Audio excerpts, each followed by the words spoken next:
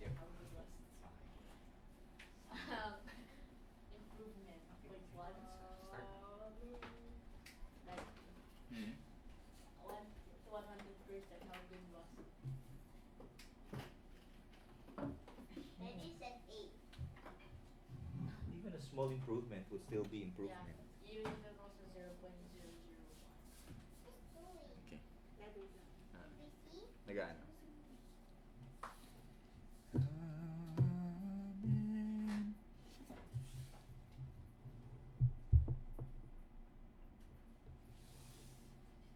Ayun na. Okay.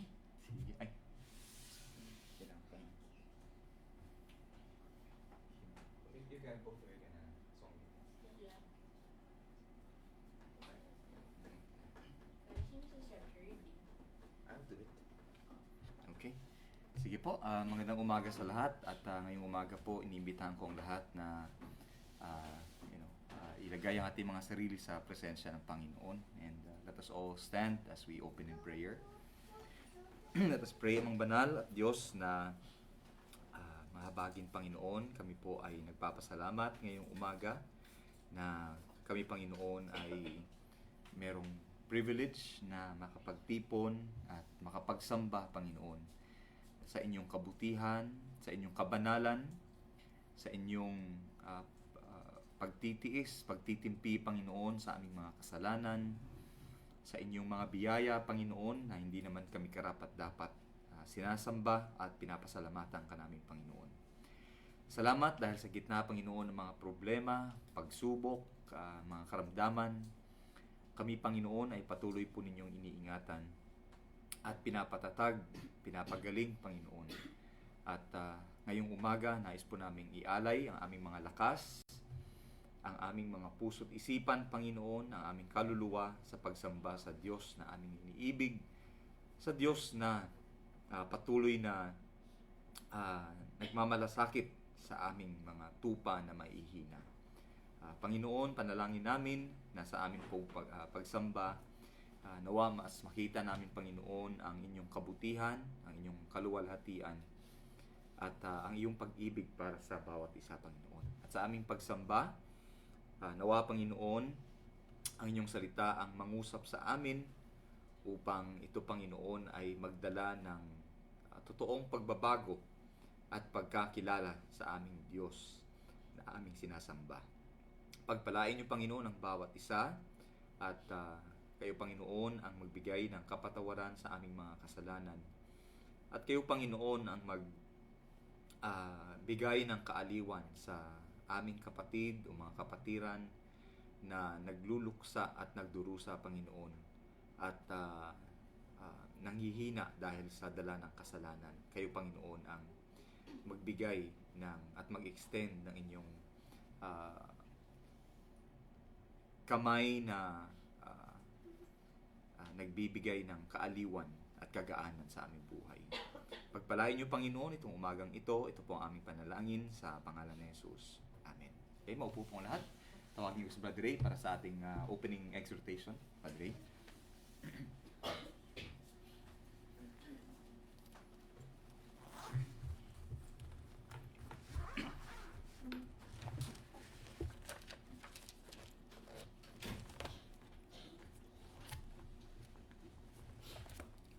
Magandang umaga po sa ating lahat.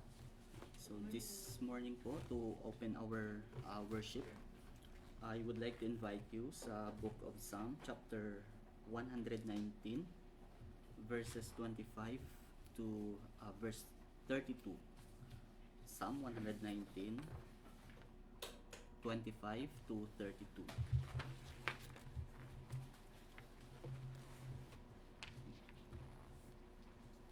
So basahin po natin ang salita ng Panginoon. Verse 25, My soul cleaveth unto the dust, quicken thou me according to thy word. I have declared my ways, and thou heardest me. Teach me thy statutes, make me to understand the way of thy precepts. So shall I talk to you. My soul melteth for heaviness, strengthen thou me according to thy word. Remove from me the way of lying, and grant me thy law graciously. I have chosen the way of truth. Thy judgments have I laid before me. I have stuck unto thy testimonies. O Lord, put me not to shame. I will run the way of thy commandments when thou shalt enlarge my heart.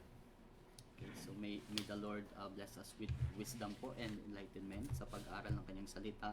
So I just want to share few points po sa binasa nating passage dito sa Psalm 119. So this is the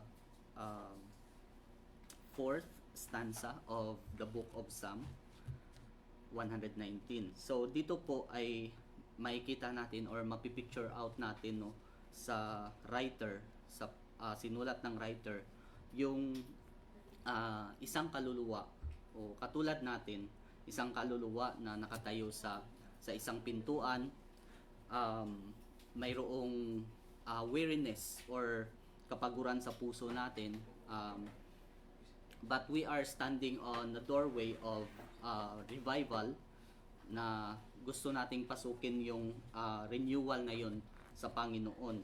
So sabi dito sa verse 25 po, my soul cleaveth unto the dust, quicken thou me according to thy word. So sino tayo at ano po tayo bilang mga mananampalataya ng Panginoon?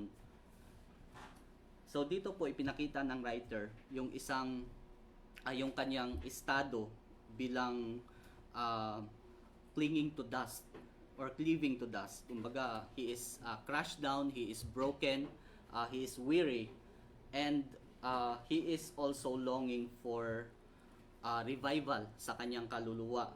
So, tayo pong mga tao, hindi po tayo self-sufficient na mga nilalang. Tayo po ay frail, we are weak, and we are soul-weary worshipers.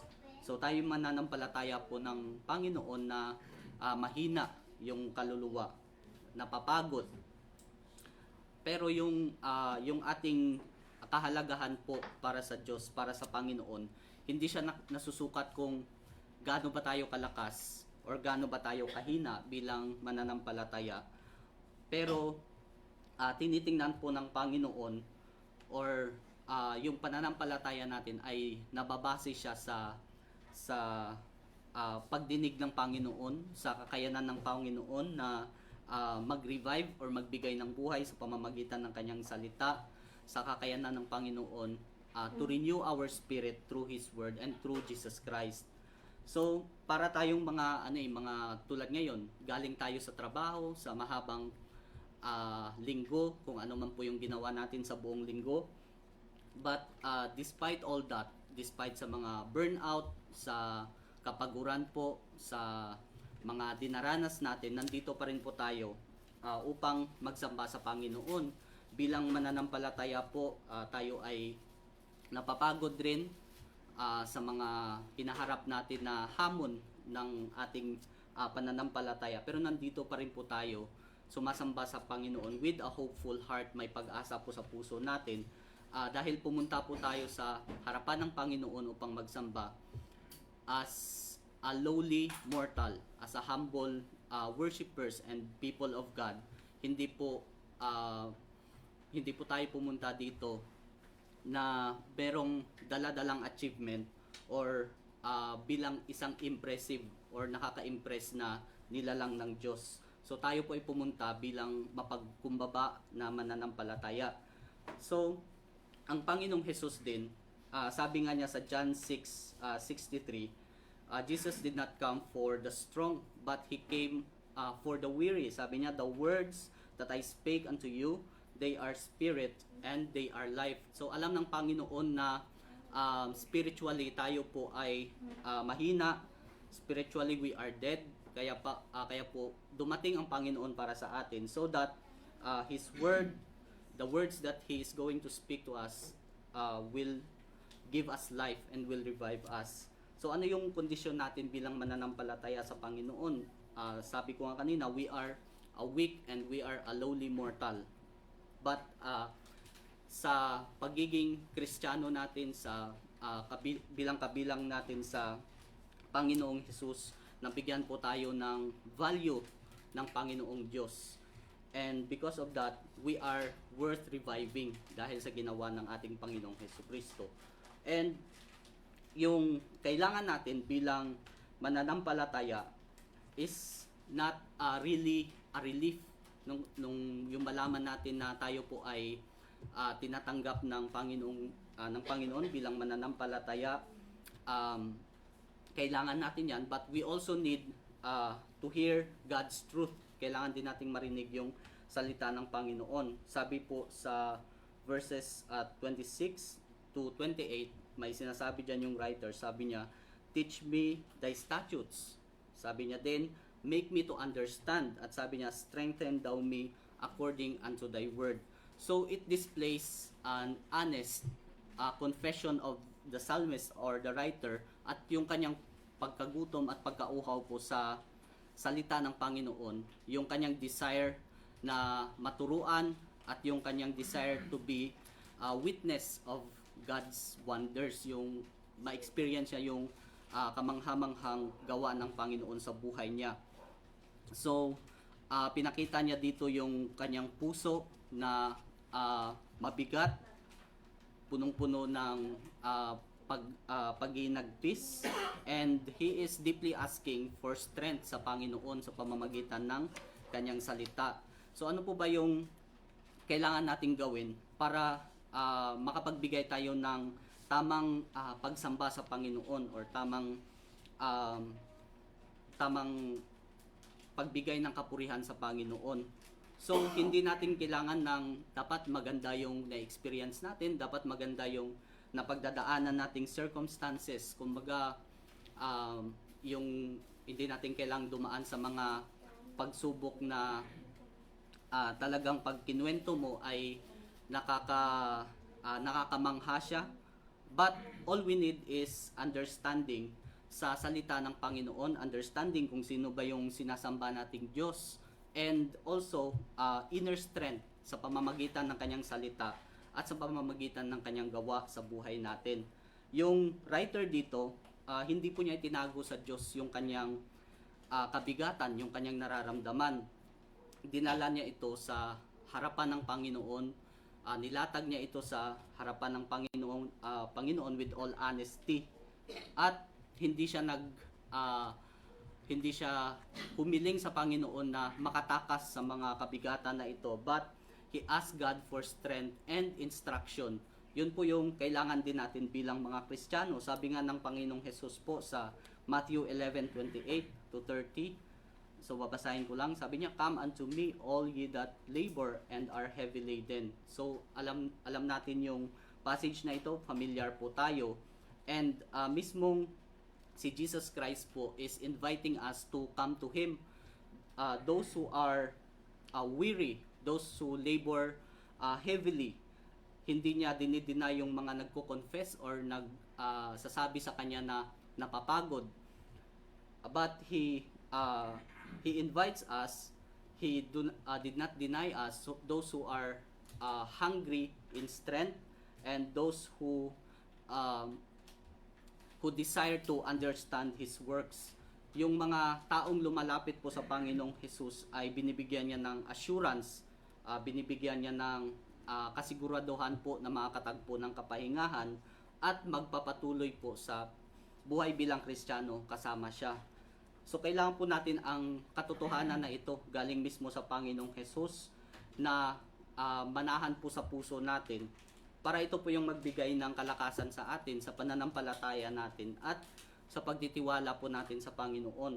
Kasi yung revival, yung renewal sa buhay natin bilang mga Kristiyano, dapat po nagsisimula yan sa panloob natin, sa puso natin, sa ginawa ng Panginoong Jesus sa puso natin.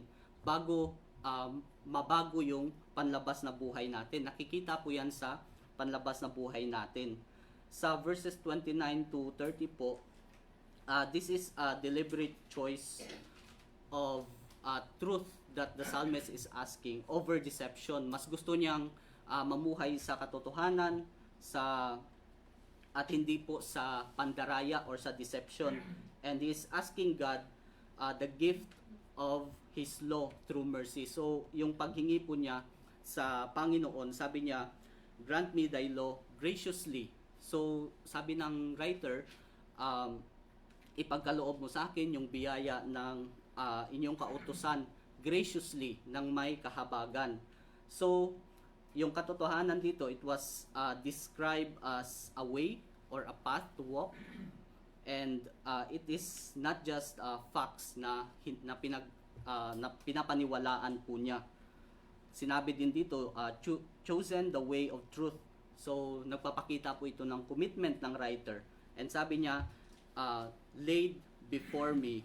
Diyan po sabi niya sa verse 30, thy judgments have I laid before me. So, ito po yung pagpapakita niya ng commitment niya ng judgment ng Panginoon, ng commandments ng Panginoon, ng mga utos ng Panginoon as a rule of his life.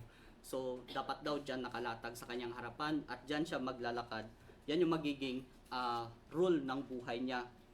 And the last point po that I would like to share, yung sinabi niya dito sa last part, verse 32, sabi niya, I will run the way of thy commandments when thou shalt enlarge my heart. Napakaganda po ng commitment na ito, napakaganda po ng sinabi ng writer na ito. Sabi niya, I will run the way of thy commandments. Pag sinabing run kasi, hindi siya dragging, hindi yung parang pinilit ka na tumakbo, hindi siya yung parang pagsunod mo out of fear, pero ito yung pag-move mo with energy and with desire. So may energy po yung movement mo kapag tumatakbo ka. And sabi niya, when thou shalt enlarge my heart. Ito naman yung pagpapakita ng pag sinabi mong enlargement ng kanyang puso, ibig sabihin, more capacity to love. Mas malaki yung capacity niya na magmahal, mas malaki yung courage ng puso niya, yung strength. Kasi kailangan niya yung malaking capacity na ito ng puso niya so that he would have lots or enough strength sa puso niya to run the way of God's commandments. Kasi sabi niya, I will run the way of thy commandments. So, kailangan mo dyan pag tumatakbo ka, syempre, sapat na lakas, di ba? So, sa kanya naman, sa writer naman, ang kailangan niya is for God to enlarge his heart so that he can run the way of his commandments. And, pag sinabi mo ring enlarge my heart, it means na yung pagsunod sa Panginoon is not, hindi mo mararamdaman na parang dragging siya, na parang napipilitan ka, or parang nakaka-suffocate siya. Kasi diba pag mahina yung puso, pag sinabi mong suffocating, yung parang nakaka-suffocate, yung parang hindi ka na makahinga kasi kulang yung capacity ng puso mo. So dito sinasabi ng writer na gusto niya yung sapat na capacity ng puso niya to follow God. And because through God enlarging our hearts po, yung worship, yung pupuri po sa Panginoon, it would come from the abundance of and overflowing of our love from Him, for Him, because He enlarged our hearts. And paano magiging acceptable itong worship natin sa Panginoon? Because we have an enlarged heart. We have, sabi po ng Panginoong Jesus, I will put my laws, or sabi po sa Hebrews chapter 8 verse 10 po, I will put my laws into their mind and write them in their hearts. So, God writes His law in our hearts through Jesus Christ. Kasi ang Panginoon ang katotohanan, ang Panginoon po ay pag-ibig din. That is why kapag yung ating puso is enlarged or pinasagana ng Panginoon sa katotohanan at pag-ibig, yung response natin sa Kanya bilang pagsamba at pagpupuri ay manggagaling sa puso natin out of the abundance of our enlarged hearts. So, as we worship today po, again, we come to worship God not as strong people, not as impressive people, but we come as weak, mahina, nangangailangan, but God welcomed us as His people through Jesus Christ. Pwede nating ilatag sa Panginoon yung kabigatan ng puso natin because God is a life-giving God. He is our revival. And we should set our hearts and mind po to listen to His words so that God may enlarge our hearts with love and fill our minds with His truth. So that ang worship natin today is not about pretending that we are strong, but because our weakness po and our weariness, yung pagiging mahina natin, ay hindi siya nagpapakita ng disqualification natin bilang mga Kristiyano, but it is also an invitation and an encouragement na magtiwala po tayo sa Panginoon at magpuri tayo sa Panginoon na siyang nagbigay po ng revival sa atin. So that's all I would like to share po sa binasa natin. Let's call on Brother Liam.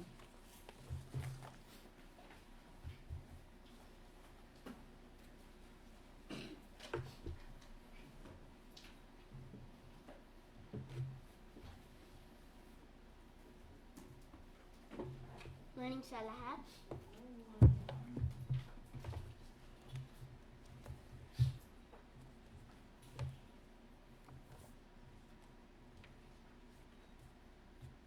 Our first time is hymn number 364.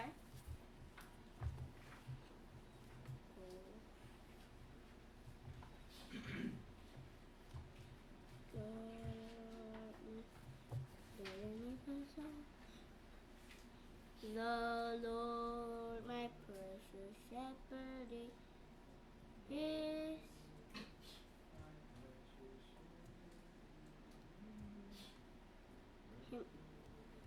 The Lord.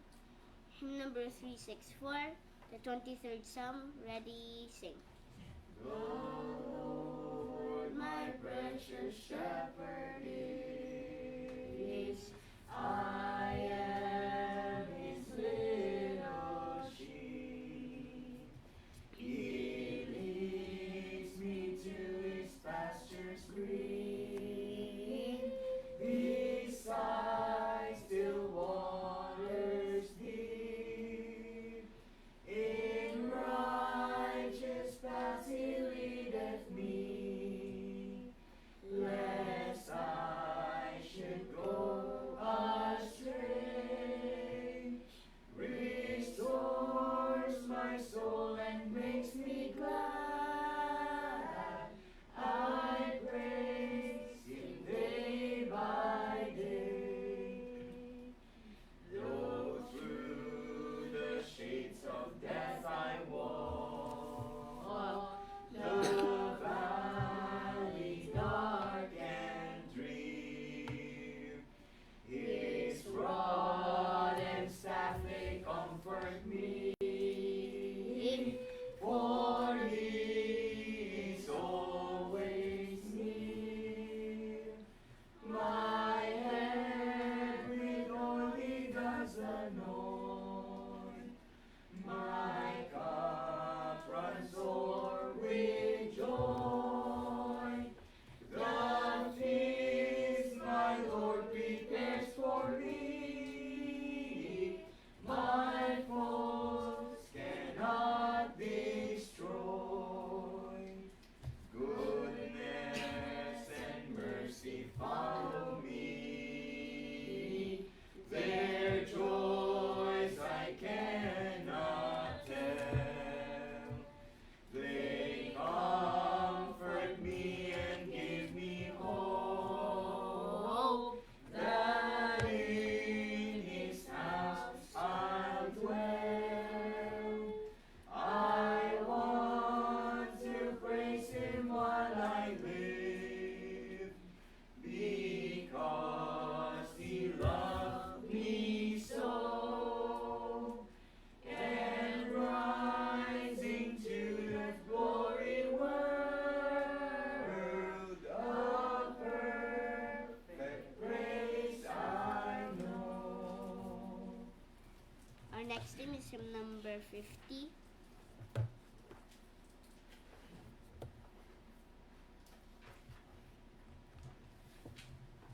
"10,000 reasons or bless the Lord." Let me bless the Lord, oh my soul. Hymn number 50, 10,000 reasons. Bless the Lord. Ready, sing.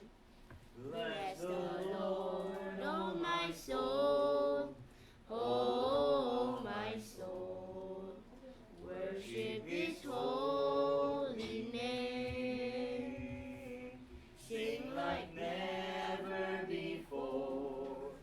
Oh my soul, I worship your holy name. The sun comes up, it's a new day dawning. It's time to sing your song again. Whatever may pass and whatever lies before me, let me be singing when the evening comes.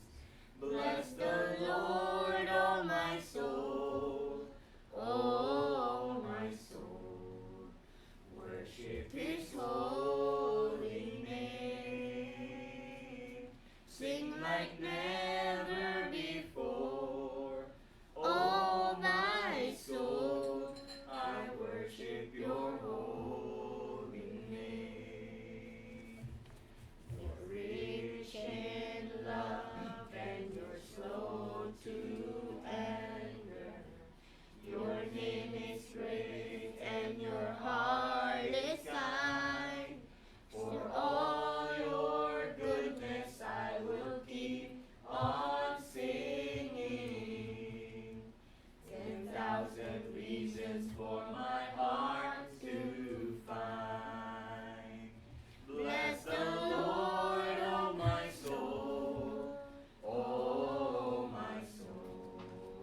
Worship His holy name.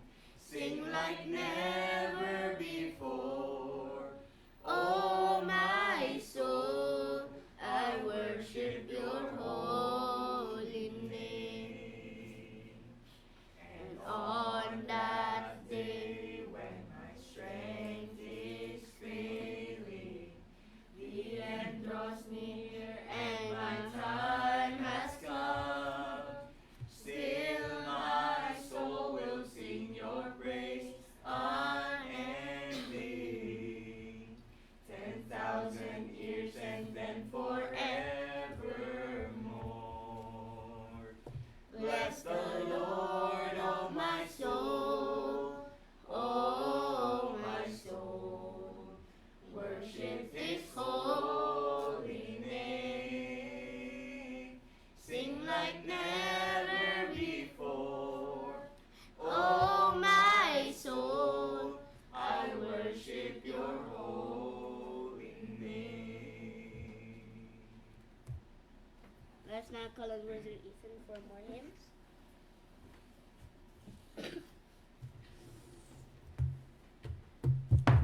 Morning po sa lahat.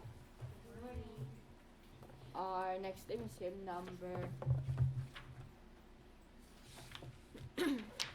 hymn number 428.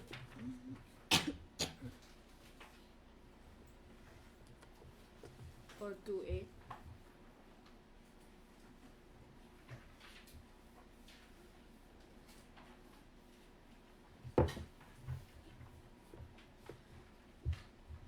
Oh, I want to see him. As I journey through the land, as I journey through the land, singing as I go. Hymn number 428, ready now, sing. As I journey through the land, singing as I go, pointing souls to Calvary, to the crimson flow. Many arrows pierce my soul from without within, but my Lord leads me on, through Him I must win. Oh, I want to see Him, look upon His face, dare to sing forever of His saving grace. On the streets of glory, let me lift my voice, cares of past, home at last, ever to rejoice. When in service for my dark may be the night, but I'll cling more close to Him. He will give me light. Satan's days may vex my soul, turn my thoughts aside. But my Lord goes ahead, leads whatever betide. Oh, I want to see Him, look upon His face, there to sing forever of His saving grace. On the streets of glory, let me lift my voice, cares of past, home at last, ever to rejoice. When before me billows rise from the mighty deep, then my Lord directs my bark, He does safely keep, and He leads me gently on through this world below. He's a real friend to me, oh, I love Him so.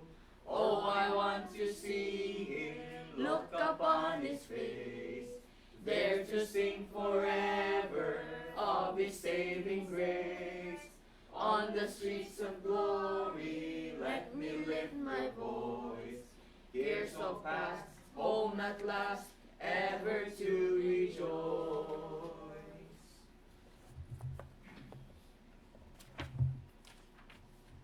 Our next hymn is hymn number 491.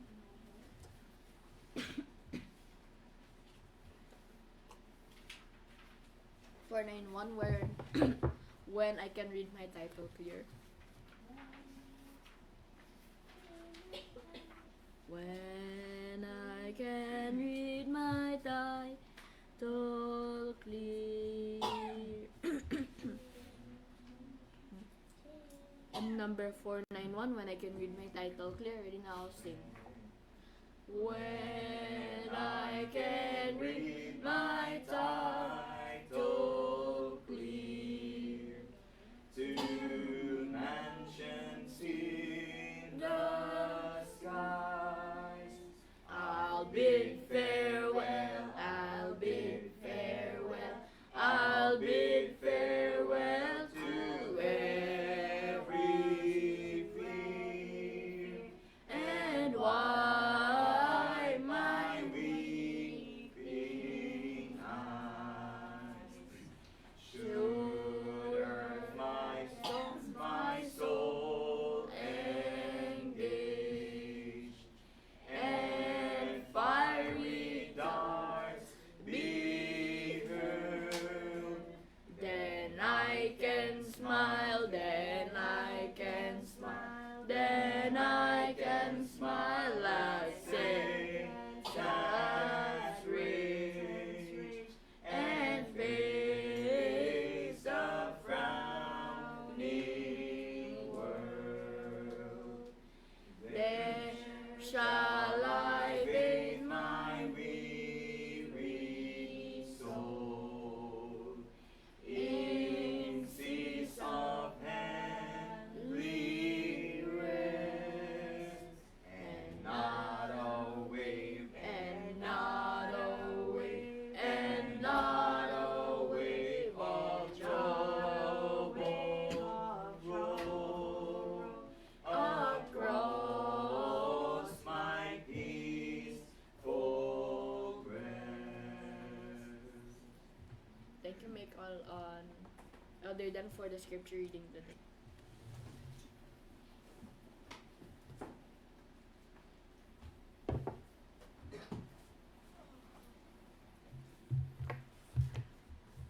Okay, the book of John, okay, Gospel of John po tayo sa scripture reading.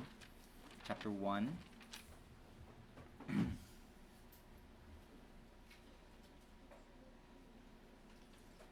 John chapter 1 verses 14 hanggang 18. John 1:14 to 18.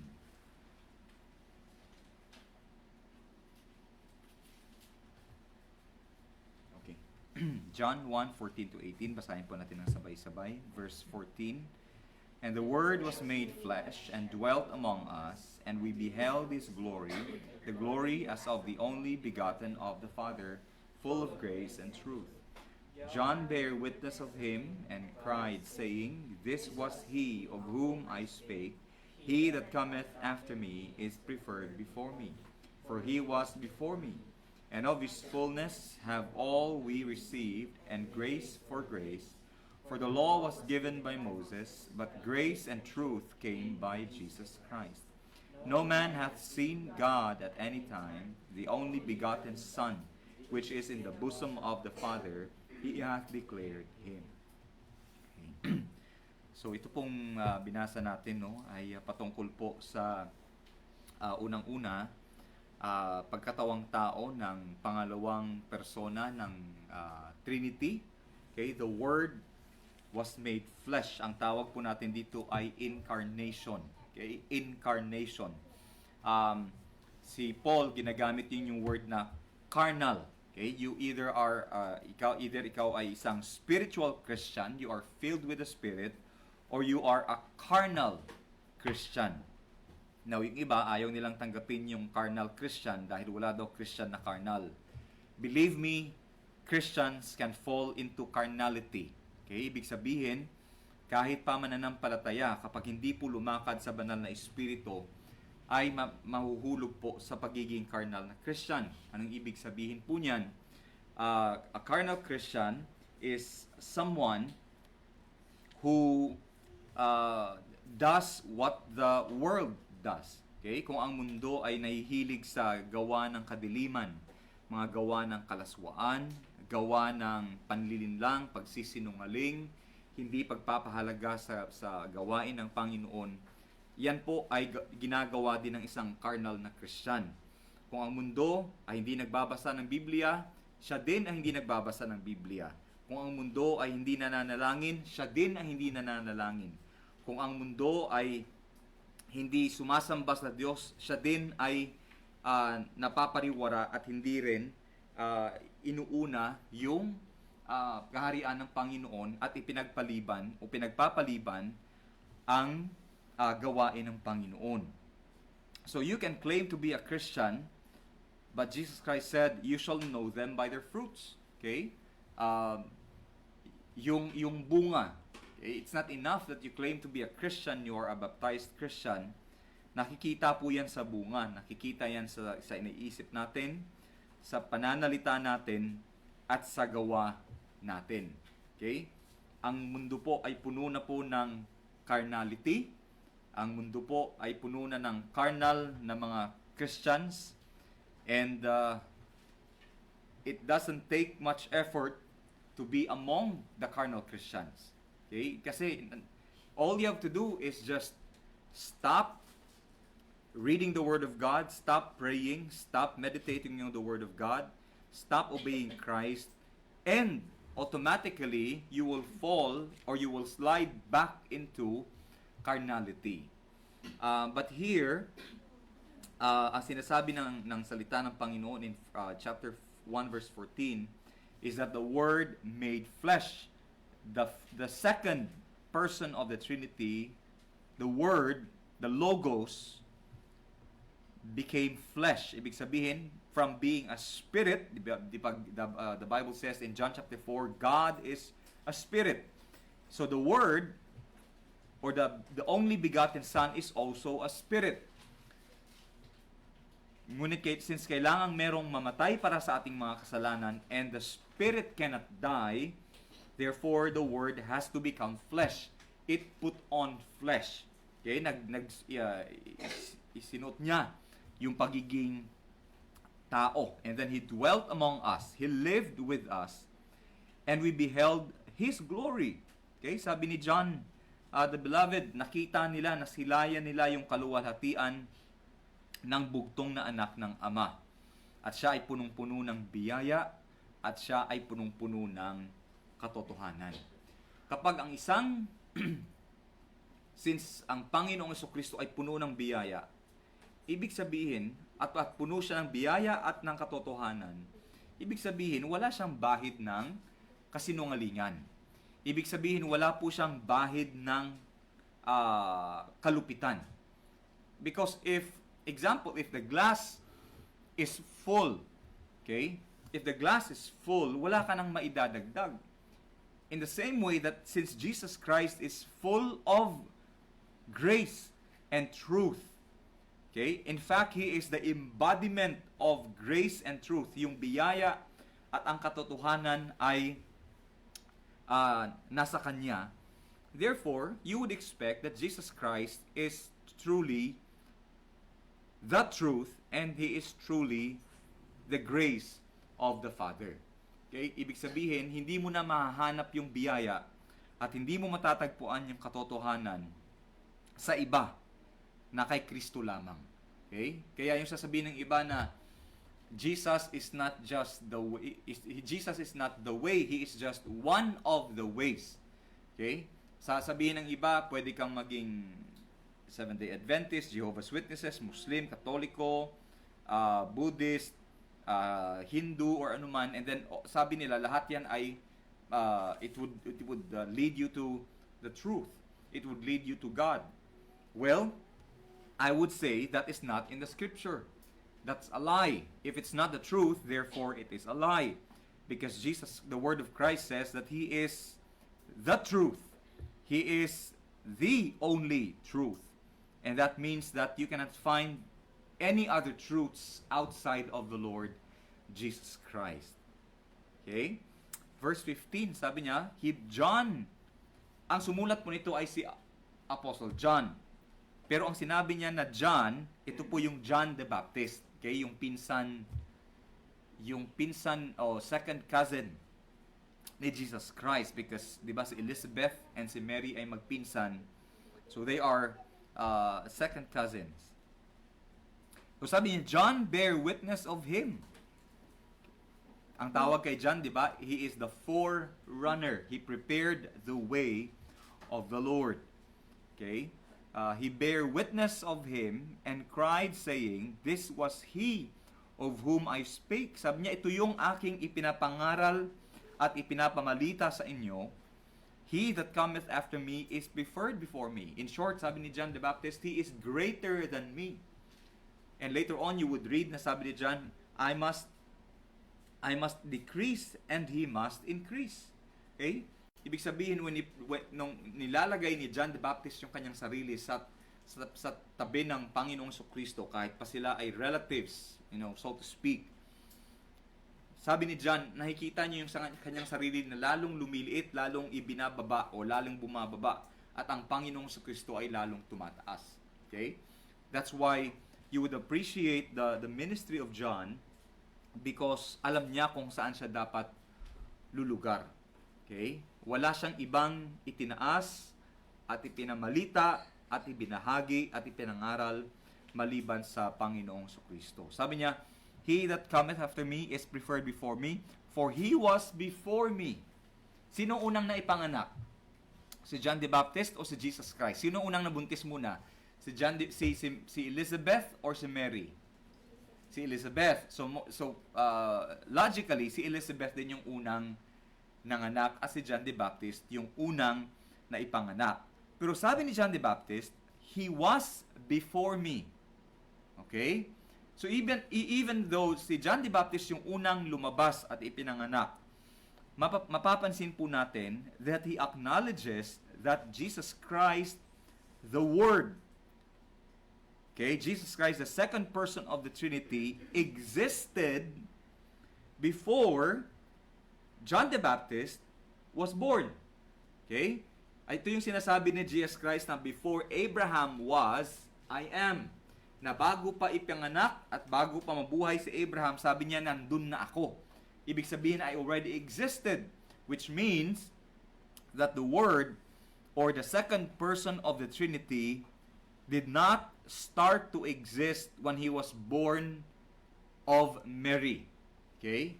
Ang kapanganakan niya kay Mary, yun lang yung nagkatawang tao siya. Okay? But before that, He was already existing as a spirit. Okay? And so, that confirms that Jesus truly is God. That confirms that Jesus truly is not just man, He is fully man, and He is fully God. Kaya ang tawag natin kay Jesus Christ ay God-man. Okay? Hindi siya half God, hindi half man. but He is fully man, and He is fully God. And sabi sa verse 16, and of His fullness have all we received, and grace for grace. Ito isa sa pinakagusto kong yung line na ito, grace for grace. Sabi niya, dahil kay Jesus Christ, nakatanggap tayo ng biyaya para sa biyaya. Kasi ang word na for dito, di ba, grace for grace, ang word na for po dyan, ang ibig sabihin ay in place of or as a replacement. Ibig sabihin, kahit sa Old Testament, andun na po yung biyaya ng Panginoon. Okay? Kaya lang, ang nakikita lang kasi natin, feeling natin na malupit ang Panginoon, but no. Di ba? Nung nagkasala si Adan at Eva, pinatawad ng Panginoon, binihisa ng Panginoon. Nung punong-puno ng kasalanan ang mundo, niligtas ng Panginoon si Noah, ang kanyang asawa, ang kanyang mga anak, at ang kanilang mga asawa. Makikita mo na dapat ang taong nagkakasala ang mamamatay, pero binigyan ng Panginoon ng kahalili na dapat yung tupa na lang o yung hayop na lang yung mamatay para sa lugar ng tao. So you see, even in the law, in the Old Testament, in the Old Covenant, makikita nyo na punong-puno talaga ng biyaya ng Panginoon. But in the New Testament, sabi niya, this grace is being replaced by grace. Okay? Which tells us, in fact, this is a reflection of Lamentations chapter 3 verse 23. Yung sinasabi na, they are new every morning. New every morning. Okay? Sa katapatan ng Panginoon, bawat araw, since wala namang araw sa Panginoon, wala namang oras sa Panginoon, gusto lang iparating sa atin ng Panginoon that when you wake up in the morning, new grace is prepared for you. New mercies are available for you. Na kapag pagising mo, hindi siya yung para bang yung pot ng Panginoon ay nag-roll over sa next day. Okay? Na naiipon hanggang sa dulo. Okay? Kasi kung yun ang pag-iirali ng Panginoon, ang tatanggapin ng tao ay kamatayan. But here it says that it is new every morning. There is grace for grace. Anong ipapalit mo bukas? Biyaya. Sa kinabukasan, the day after that, bukas makalawa, biyaya pa din. You see, because of Christ, we have received grace for grace. In verse 17, for the law was given by Moses. Ang batas, ang utos ay ibinigay ng Ama kay Moses sa pamamagitan ni Moses. Pero ang biyaya at ang katotohanan ay dumating sa Panginoong Hesukristo. He is the bearer, He is the dispenser of grace and truth. Okay? You want to find grace? Look to Jesus Christ. You want to find truth? You go to the Lord Jesus Christ. Wala na pong iba. Okay? And in verse 18, sabi niya, no man hath seen God at any time. Wala nang nakakita sa Diyos. Okay? Maliban na lang sa bugtong na anak, okay, na nasa, sabi niya, which is in the bosom of the Father, He hath declared Him. Kung napapansin nyo, ang buhay talaga ni Jesus Christ ay buhay po siya ng kababaang loob. A life full of humility. It was not about Him. In fact, every time Jesus Christ would talk about or would have the opportunity to talk, He would always point people to God. Okay? Tingnan po natin sa John chapter 17. John chapter 17.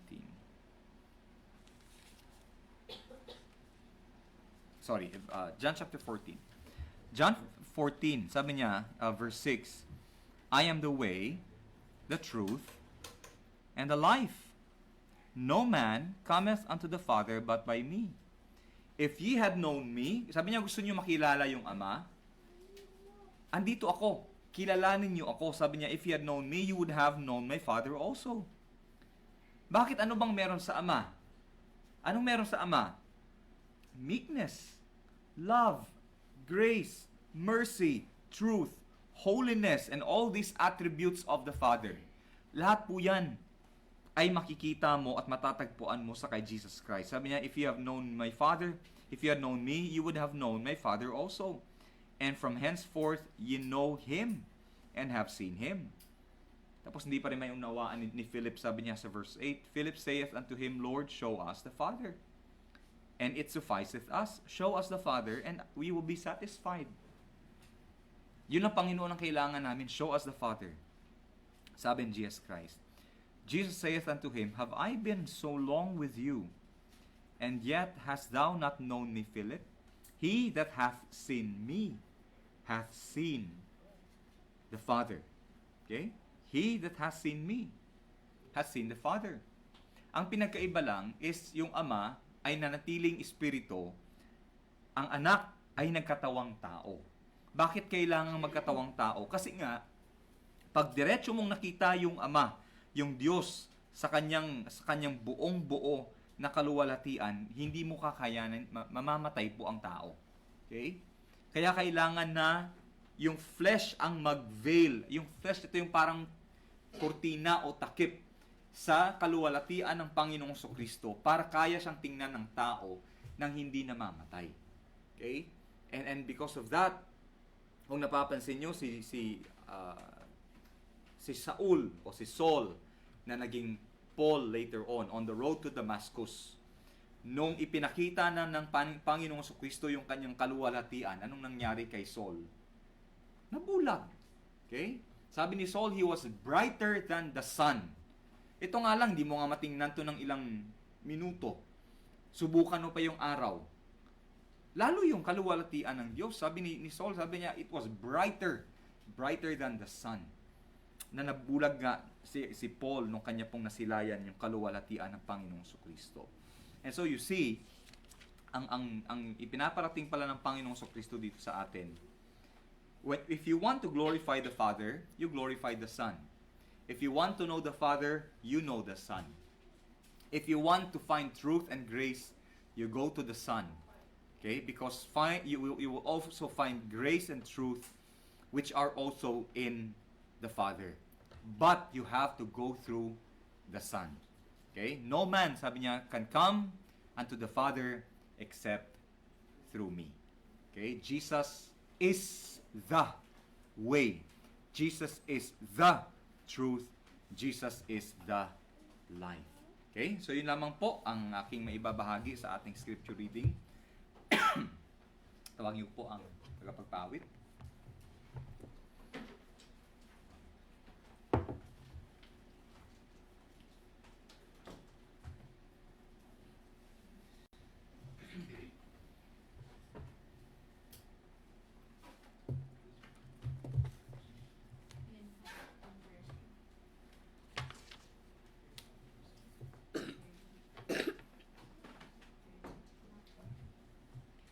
Our next hymn is in number 265, The Solid Rock.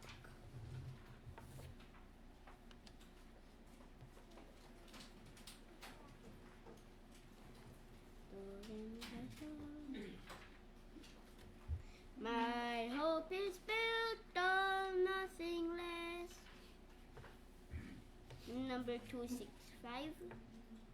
Ready, sing. My hope is built on nothing less than Jesus' blood and righteousness. I dare not trust the sweetest frame, but wholly lean on Jesus' name. On Christ the solid rock I stand, all other ground is sinking sand.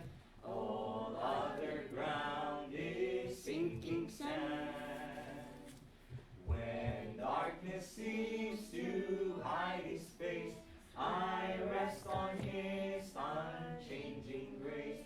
In every high and stormy gale, my anchor holds within the veil.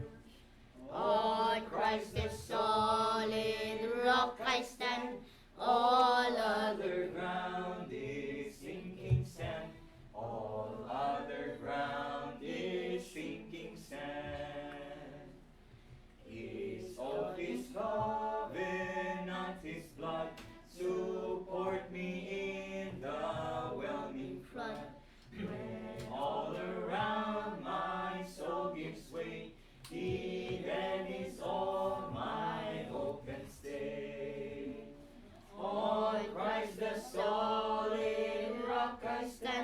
All other ground is sinking sand. All other ground is sinking sand. When he shall come with trumpet sound, oh, may I then in him be found, dressed in his righteousness alone, faultless to stand before the throne. On Christ the solid rock I stand, all other ground is sinking sand. All other ground is sinking sand. Let's call an elder Dan for our sermon this morning.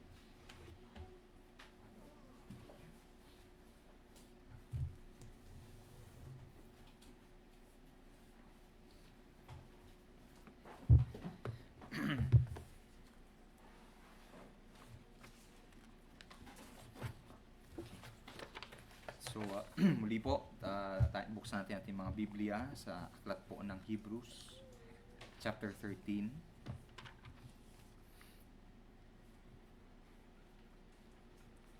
Okay, Hebrews 13. And then, tandaan niyo po muna yan, pero pupunta po tayo kasi sa 1 Peter chapter 5. Kasi dalawang passages po ang ating pagkukunan ng ating mensahe ngayong umaga, no? Hebrews 13, tapos 1 Peter chapter 5, okay, verses 1 to 4. Thank you.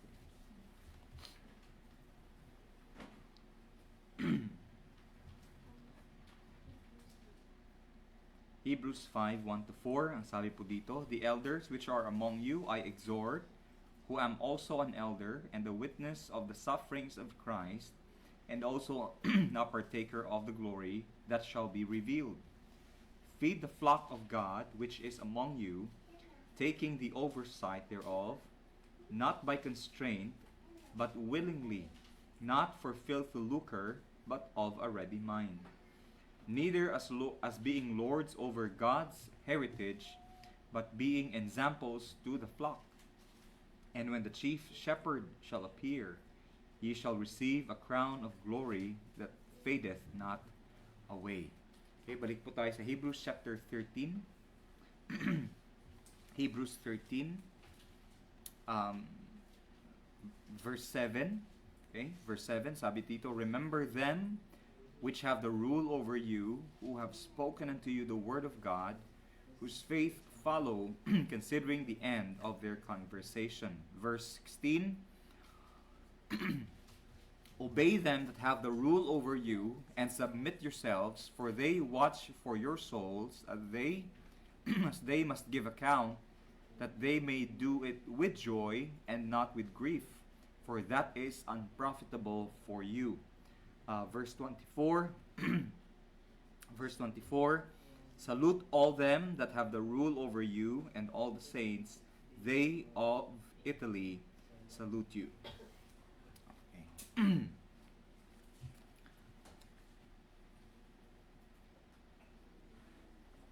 Tayo po ay panalangin. Panginoong Diyos, kayo po ang magbigay sa aming Panginoon ng tulong sa aming pong pag-aaral ngayong umaga. Our spirit is willing, Panginoon, but our flesh is suffering, Panginoon, with all sorts of sicknesses, and our flesh is also leading us, Panginoon, sa pagkaantok, sa kawalan ng focus, Panginoon, and may your spirit overcome the flesh upang hindi naman, Panginoon, masayang itong inyong salita, at ang inyong salita, Panginoon, ang magdala ng pagbabago sa aming mga buhay. We pray, Lord, for our brethren who are not here today for some reasons, Panginoon, personal and providential, Panginoon. We pray that your word would reach them, convict them, and also encourage them, O Lord. Please bless your children here in this place this morning at sa iba pang mga lugar, Panginoon, kung nasaan ipinapangaral ang iyong salita. Sa pangalan ni Jesus. Amen. Okay. So I encourage you po, no, to stay with me. Alam ko, medyo challenging din sa inyo yung mga karamdaman. Ako, ganun din po ang aming buong pamilya. But kailangan po nating paglabanan itong ating katawan. Kasi kung hindi natin lalabanan, wala namang mangyayari. Okay? Kaya I encourage you to stay with me and to focus on the Word of God this morning. So ito pong binasa natin, by the way, ang message po natin ngayong umaga is entitled For the Pastor and the Flock, which is addressed, of course, sa dalawang grupo, the pastor or the pastors, kung meron pong plurality ng pastors at elders, and the flock, ito po yung mga tupa o kawan ng Panginoon na ipinagkatiwala po ng Panginoon. Now, isa po sa pinaka-challenging sa loob ng simbahan ay yung magkaroon po ng harmony between the pastor na tinawag ng Panginoon at ang mga the sheep or the flock na ipinagkatiwala ng Panginoon sa pastor.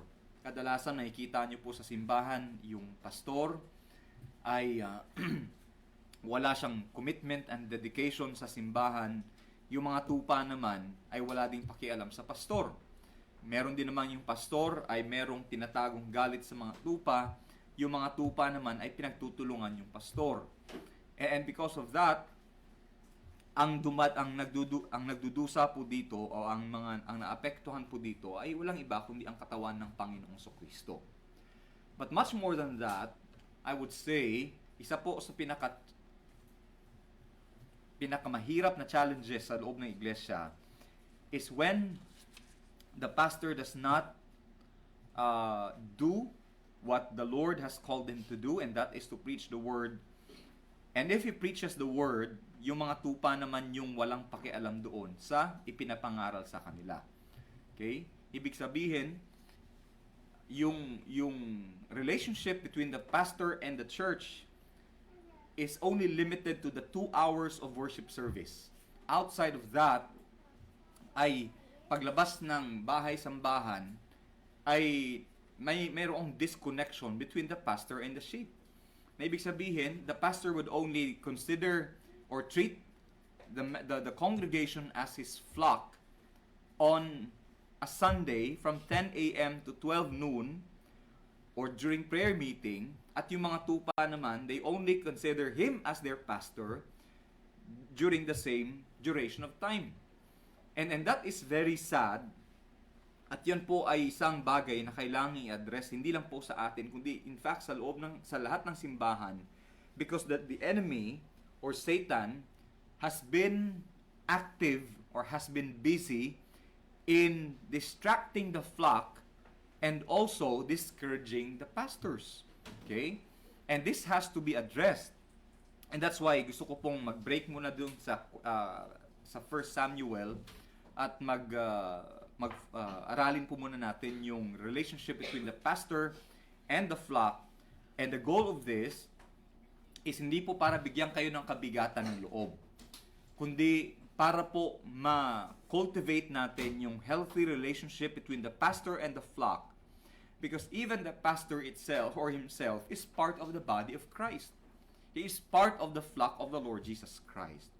So unahin ko na po yung pastor kasi ako naman po ang pastor. At kung sino man po ang tatayo later on dito as a pastor, at kung sino man po ang maaabot ng mensaheng ito, then I hope the Lord will bless this to benefit the pastor and his congregation.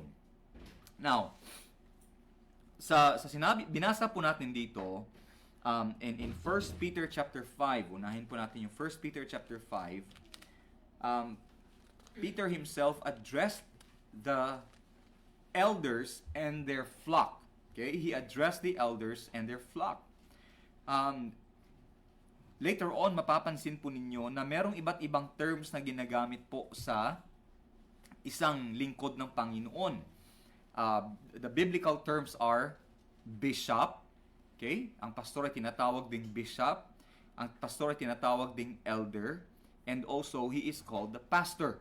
Okay? A bishop is, ang pinanggalingan ng word na bishop is episcopi. Okay? Then yung nanggagaling yung word na episcopalian. Okay? He is an episcopi, an elder. He is a presbyteros. Okay? Diyan nanggagaling yung word na presbytery. Ang pastor din ay tinatawag na poimen.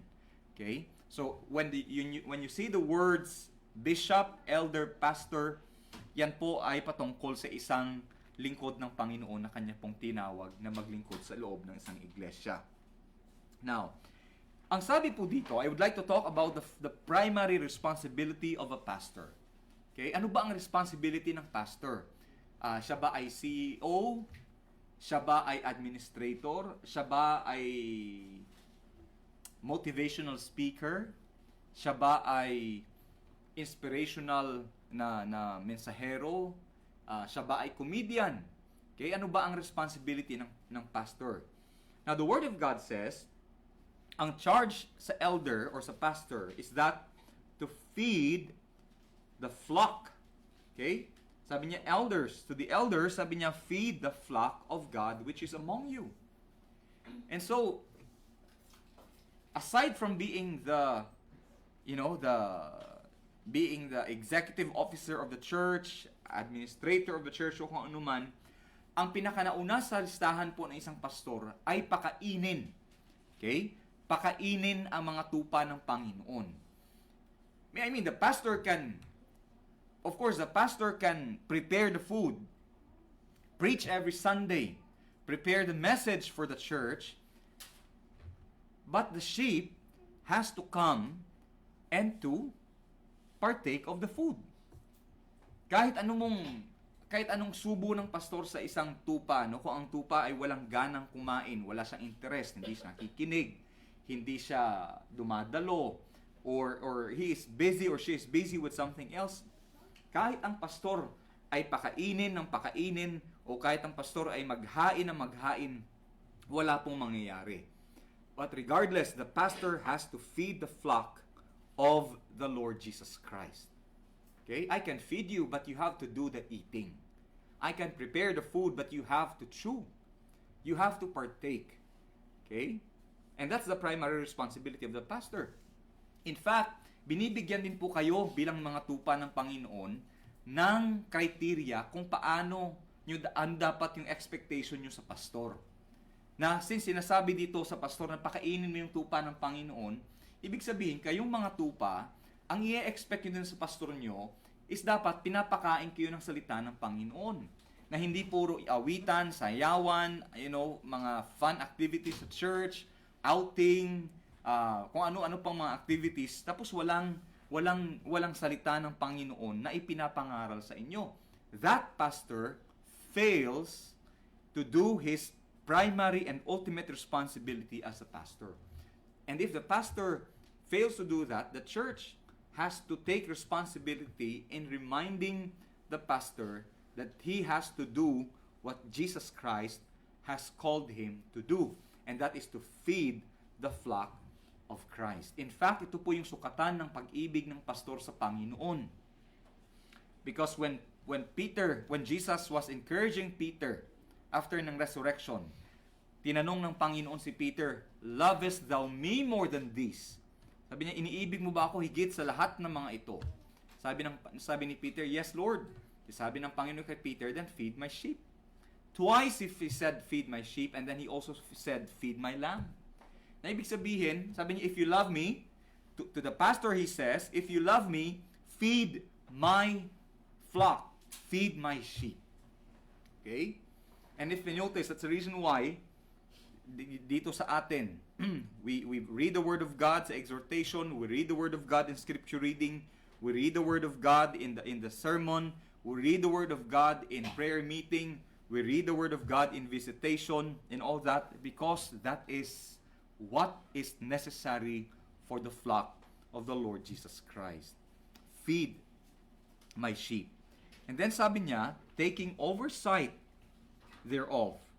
Now, yung word na oversight naman dito, okay, it means to look diligently or to inspect. Okay? Kadalasan po ang ginagawa po ng pastol, di ba, maraming tupa, titingnan po niya yan kasi breeding ground po ng mga bugs at ng kung ano-ano pang mga klaseng mga peste, yung katawan po o yung fleece ng tupa. Kaya kailangan niyan tingnan kung may infestation ba. And yung expression po ni King David sa Psalm 23, sabi niya, He anointed my head with oil. Ang oil po doon is an oil that deals with the possible infestation, and it is also an oil that tries to overcome the stench o yung baho po na na-accumulate ng tupa sa kanyang katawan. And that is part of the responsibility of the pastor as well. Kaya kapag tinatanong tayo, no, like, ay, kumusta naman kayo dyan? We're not talking about kung kayo ba ay komportable, kayo ba ay kumakain, kayo ba ay yung kumustahan ng mga magkakaibigan. That's not the purpose of it. When we ask, kumusta naman kayo dyan, we are asking about your spiritual condition. Kasi hindi naman po mind reader, hindi naman po omniscient ang pastor. It has to come from the flock of the Lord Jesus Christ. Minsan may mga binibigay na discernment yung Panginoong Kristo through the Holy Spirit. Parang mararamdaman mo, kahit kami mararamdaman din namin yan, na there's something wrong. But it has to come, yung confirmation niyan has to come from the flock or the sheep himself or herself. Okay? Kasi that's how we can effectively oversee. Okay? That's how we can do our job. Okay? In fact, yung other word for oversee is to inspect. To inspect. Okay? Kaya lagi kong sinasabi, hindi naman sa nakikialam ako sa buhay ninyo. Okay? But of course, we can only do oversight to the extent na papayagan nyo kami na pumasok sa buhay ninyo. Okay? I mean, hindi kami pwedeng mag-overstep. We can only go as far as you allow us to go. And we appreciate that. Pero minsan may mga tupa talaga na they are very, they don't want the pastor to get involved with their lives. At malalaman mo na lang later on, doon na lang nawiwindang yung buhay. Doon malalaman na yung buhay pala nila ay hindi na naayon sa salita ng Panginoon. But they don't want to tell you about it. And they will try to figure it out. In fact, what they normally do is they try to pastor themselves. They try to oversee themselves. But then, we have to admit, we are the worst pastors and overseers of our own selves. Kaya nagpadala ang Panginoon ng pastor na kanyang tinawag sa paglilingkod because that pastor is after his own heart. Okay? And so, because of that, the responsibility of the pastors not just to feed, but also to oversee the spiritual condition of his flock. Sabi niya dyan, not by constraint, hindi sa pilitan. Okay? Hindi sa pilitan. Kaya ang pagpapastor po, hindi po siya pwedeng sa pilitan. Okay? Dapat tinawag ka ng Panginoon. Ang biro nga, ay kasi hindi ka tinawag at tinulak ka lang, later on, pag nagka-problema sa tupa ng Panginoon, sa kawan ng Panginoon, ay magkakaroon talaga ng masamang kalalabasan yan. So the pastor, while we train you to be preachers, only God can put that pastor's heart in you. Okay? Na totoong magkakaroon ng malasakit at pangangalaga sa kanyang mga tupa. Hindi sa pilitan, sabi niya, not by constraint, but willingly. Dapat bukal sa loob niya yung pangangalaga sa tupa ng Panginoon. Not for filthy lucre. Okay, yung word na filthy lucre is yung compensation o yung honorarium na tinatanggap ng isang pastor. Now, it does not invalidate o it does not deny na dapat ang pastor o ang tinawag ng Panginoon ay suportahan sa kanyang financial at saka sa kanyang earthly needs.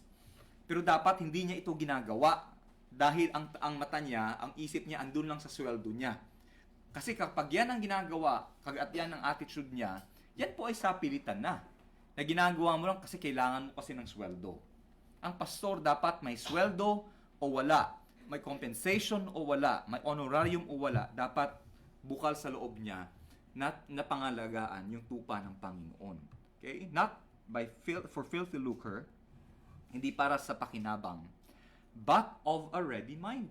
Okay? Dapat merong pagkukusa sa isang pastor sa paglilingkod sa kawan ng Panginoon. And also he says, not, verse 3, neither as being lords over God's heritage. Okay? Hindi ka pwedeng, ang word na lording dito, ang ibig sabihin po niyan is to bring a person under one's power, to subjugate yung pagharian mo, yung mga tupa ng Panginoon. Sabi ng Panginoon, hindi ka dapat bilang pastor, huwag mong pagharian. Okay? Huwag mong pagharian yung kawan ng Panginoon. Kasi hindi ikaw ang hari dyan. Okay? Isa lang ang hari dyan, walang iba kundi ang Panginoong Kristo. Kaya lang, may mga tao kasing may desire na maghari kahit sa maliit lang na kaharian. At ang nakikita nila, ay pwede kong gawin yan sa loob ng isang iglesia kasi mga tupa yan, mababait yan, hindi yan magre-reklamo. Kaya kahit hindi tinawag ng Panginoon na magpastor, abay nagpastor. Tapos ngayon ay pinaghaharian niya yung tupa ng Panginoon. Okay? Siya ang masusunod. Hindi na salita ng Panginoon ang masusunod. Siya na ang masusunod. Tapos hindi mo pa pwedeng questionin. Okay? Kasi daw, touch not my anointed. But that's not the proper application of the anointing of the Lord. So wag niya pagharian, sabi niya, instead, you lead them by example. Okay? Neither as being lords over God's heritage, but being examples to the flock. Maging halimbawa sa tupa ng Panginoon. Okay? Huwag pagharian yung tupa ng Panginoon, maging halimbawa sa tupa ng Panginoon. Sabi niya, and ye shall receive a crown of glory that fadeth not away. Okay? You shall receive a crown of glory that fadeth not away. It is an eternal crown. Okay? It is a spiritual crown. And it is in the future. Ibig sabihin, sa mundong ito, hindi dapat i-expect ng pastor na dito siya lalagyan ng korona ng Panginoong Kristo. Pagdating pa ng araw yan. Our recognition, our acknowledgement, the praises, hindi dapat yun yung hinahanap at ninanais ng isang pastor. Kasi kung tapat ka, darating ang araw, ang Panginoong Kristo mismo ang magbibigay sa atin. Sabi niya, the chief shepherd shall appear, and he shall give you the crown of glory that fadeth not away. So malalaman nyo siguro, pagdating sa langit, malalaman mo kung totoong pastor yan kasi may ilalagay ang Panginoon sa ulo niyan.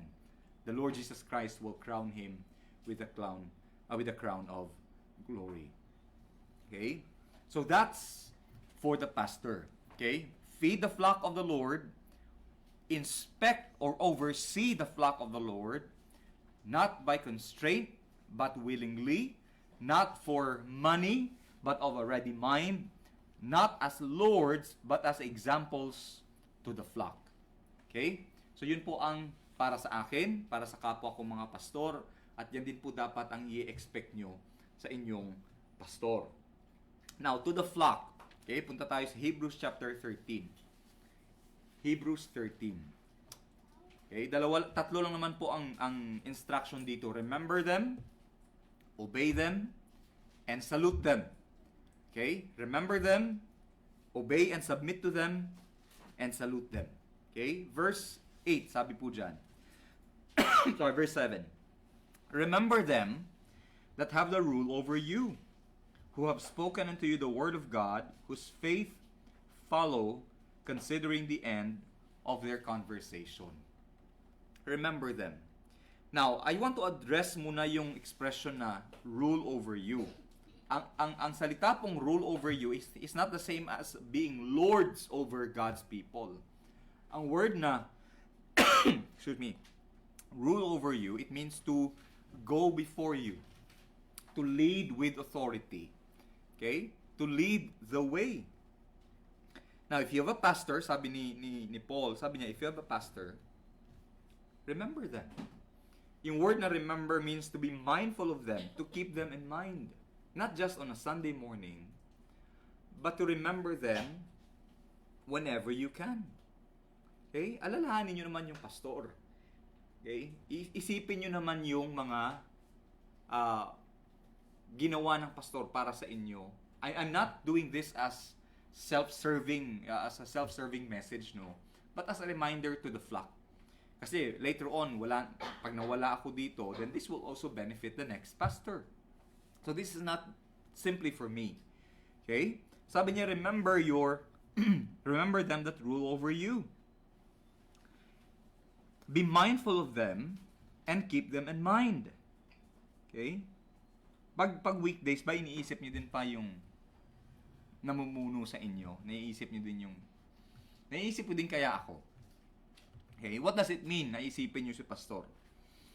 Well, sabi niya, remember them. Remember his Christ-given authority to serve his purpose. Okay? Alalahanin mo siya na siya pala ang ibinigay ng Panginoon para unang-una pagtibayin tayo at para i-equip tayo bilang mga tupa ng Panginoon. You would find that in Ephesians chapter 4 verse 12. Okay? Ephesians chapter 4 verse 12. Sabi dyan,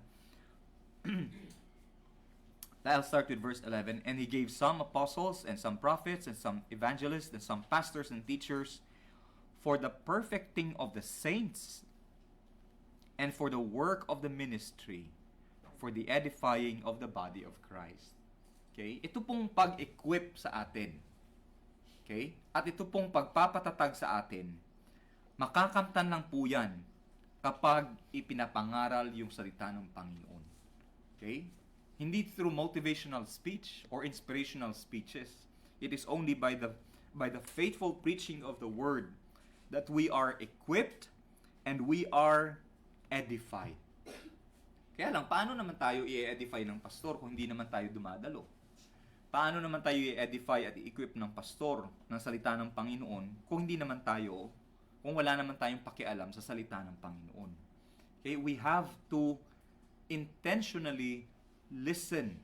We have to make it our schedule, our priority to go to the house of the Lord so that the pastor can feed you with the word of God, so that the pastor can oversee and to inspect you and to examine you with the word of God. Remember the pastor. Ibig sabihin, pag naalala niyo si pastor, alalahanin niyo ang pastor, meron pala kaming ibinigay ng Panginoon na siya pala yung magbibigay sa amin ng pangangailangan namin sa spiritual na pangangailangan. At meron palang ibinigay sa amin ng Panginoon na siya magpapalakas sa amin gamit yung salita ng Panginoon. That's the pastor. Okay? Remember him. And sabi niya, remember what he speaks to you. Okay? Sabi niya, sa Hebrews 13 verse 7, who have spoken unto you the word of God. Okay? Pag yung pastor pumupunta sa inyo at puro chismis, okay? Puro kasiraan, puro patawa, puro kung ano-ano pang mga bagay na hindi naman galing sa salita ng Panginoon, that pastor is wasting your time. But if the pastor comes to you and speaks to you the word of God, remember him. Okay? Ibig sabihin, after ng Sunday, pag uwi nyo, ano nga pala yung mga sinabi ng pastor na galing sa salita ng Panginoon. Yun yung alalahanin natin. That's why it's very helpful when you take down notes. Okay? So that you can remember, ma-review natin yung mga sinabi ng salita ng Panginoon through the pastor. Remember him, sabi niya, whose faith follow. yung kanyang, ang faith po dito, it means his life. You know, yung kanyang pananampalataya na nakikita sa kanyang buhay. Kung yung kanyang ipinapangaral sa inyo ay tinatayuan niya din. Sabi niya, sundin nyo. If he preaches the Word of God and you see that he is consistent with the Word of God, you follow him. Hindi man po ito sa pilitan, but the Lord gives you the reason to follow your pastor. Sabi niya, and also considering the end of their conversation. Ang expression na the end of their conversation, yung kanyang conduct, yung kanyang pamumuhay. Ibig sabihin, kapag nagtuturo siya ng salita ng Panginoon, nakikita nyo ba na ito ay consistent sa kanyang pamumuhay? Does he walk the talk? Okay? Kung ano yung mga katotohanang ipinapangaral ng salita ng Panginoon, nakikita nyo ba sa kanyang buhay? If you can find that in his life, if he is consistent, follow him as he follows the Lord. Sabi ni Apostle Paul, sabi niya, follow me as I follow Christ. Ibig sabihin, na ang pattern ng buhay ng isang pastor, dapat nakasunod yan, nakapattern yan sa buhay ni Kristo. At kapag nakikita ninyo na ang buhay ng pastor o ng mga namumuno sa iglesia ay nakapattern sa buhay ng Panginoong Kristo, then he appeals to you, follow him. Okay? Follow him. Consider his life being transformed by his faith. Now, chapter 13, verse 17. So, the first one is to remember them that rule over you.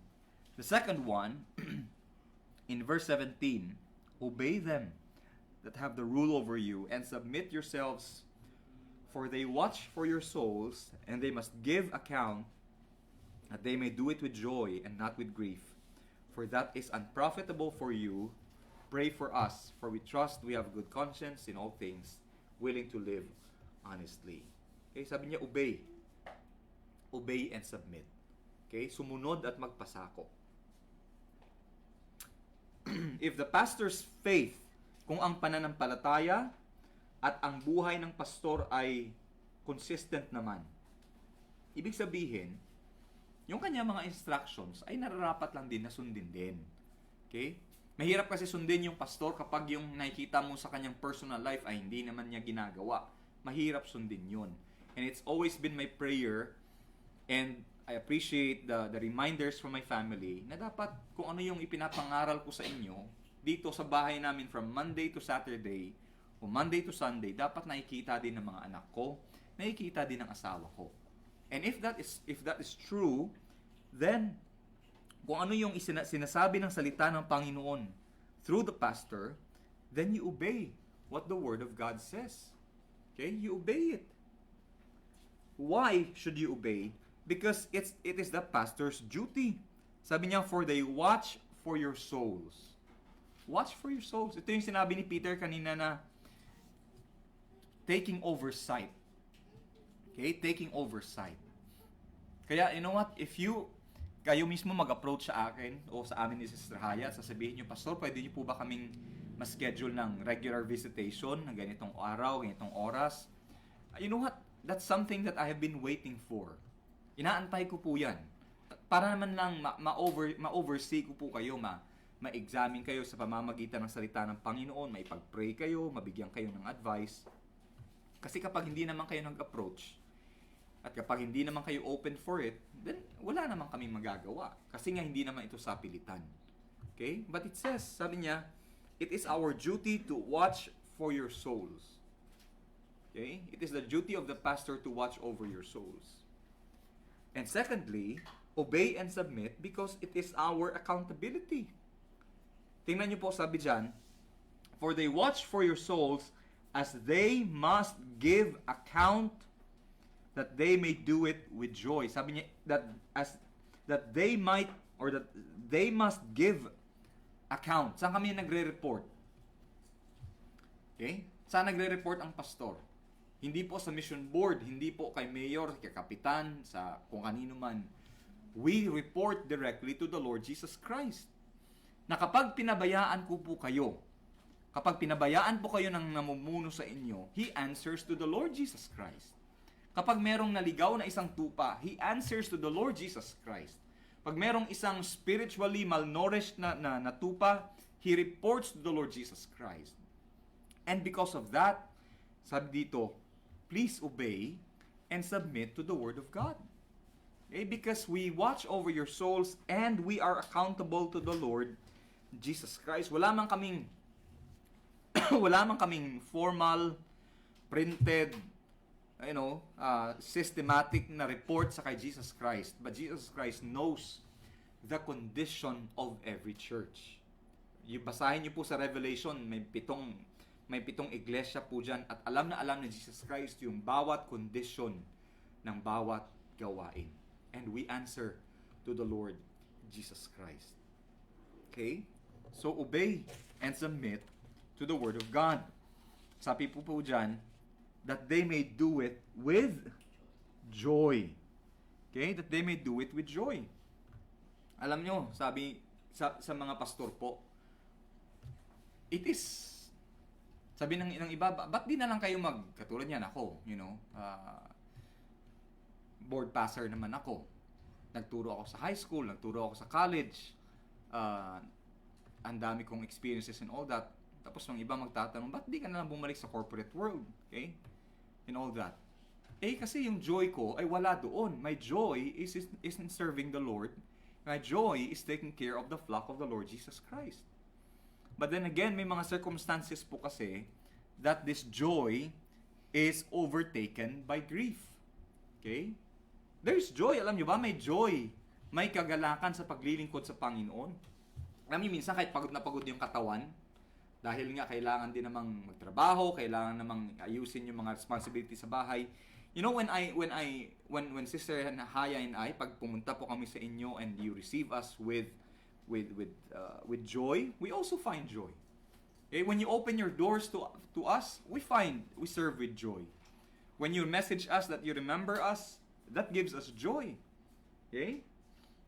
It doesn't have to be physical, it doesn't have to be material yung appreciation, but when you open your houses for the Word of God, that's joy for the pastor and for those who serve the Lord. In 3 John 1:4, 3 John 1:4, sabi po dyan, sabi ni John, sa iglesia na kanyang sinulatan, sabi niya, I have no greater joy than to hear that my children walk in truth. Okay?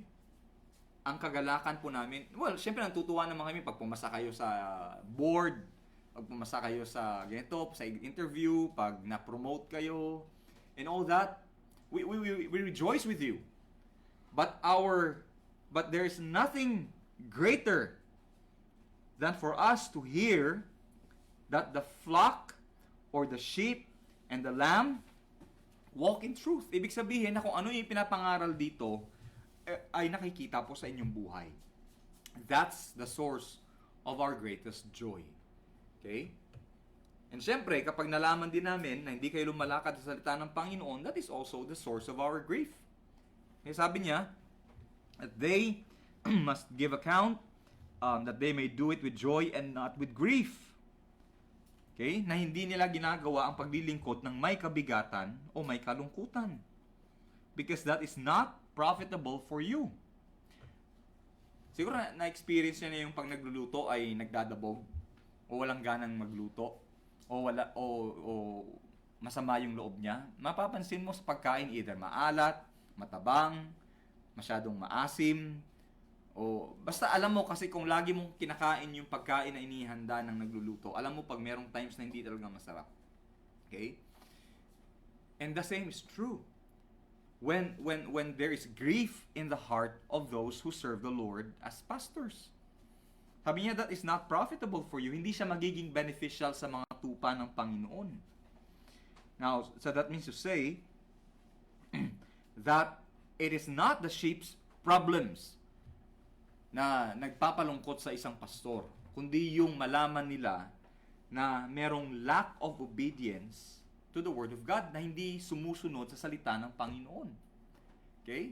Okay lang, wag nyo nang sundin yung advice namin pagdating sa profession, pagdating sa kung ano yung kulay ng ano nyo, ipipintura sa bahay nyo, kung anong mga bibilhin nyo, and all that's fine. I mean, that is, you are free to decide. Pero pagdating po sa salita ng Panginoon, please, kang nasa salita naman ng Panginoon yan, nasa Biblia naman yan, please, sundin po natin. Okay? Because grief, okay, and I want to share this with you, grief discourages the pastor. Okay? Kapag nakikita niya yung isang tupa ay naliligaw na naman ng landas o nagkakasala, hindi sumusunod, alam niyo, ang unang tinatanong ng pastor dyan, parang, tinawag kaya talaga ako ng pastor, ng Panginoon na magpastor sa tupang ito. Okay? Questionin niya yung kanyang calling, questionin niya yung kanyang effectiveness sa ministry, you know, and all that. He would not doubt you, he would doubt himself. Okay? And when the pastor is discouraged, naapektuhan yung kanyang sermon preparation, yung kanyang pananalangin, yung kanyang meditation, yung kanyang pagbibisita, you know what? It affects his ministry. Because why would you do it when someone is not obeying the word of God? Okay? So it grieves him and it also embitters him. Nagkakaroon po ng parang nagkakaroon ng bitterness sa puso ng pastor. Yan po ang dala din ng grief. You know, and it will be evident from the pulpit. In the same way that it's evident sa pagkain kapag masama ang loob ng nagluluto, ganun din po ang mensahe ng pastor. Kaya mapapansin nyo yung isang pastor, puro na lang sama ng loob yung pinipreach niya. Puro na lang patama, puro na lang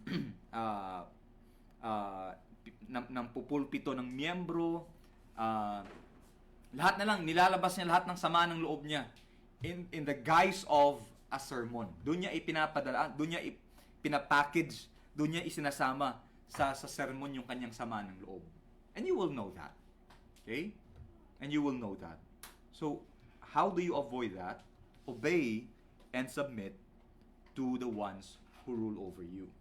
Okay? And lastly, in Hebrews 13:24, sabi diyan, salute all them that have the rule over you and all the saints. Pastor, kailangan namin mag-salute sa iyo. Hindi. Okay? Hindi, pastor, ano bang salute ang kailangan mo? 3, 2 daliri, 3 daliri, 4 na daliri. Hindi po ganyan ang ibig sabihin yan. Okay? Yung word na salute, okay, ang ibig sabihin po ng word na yan is to welcome. Okay? To welcome.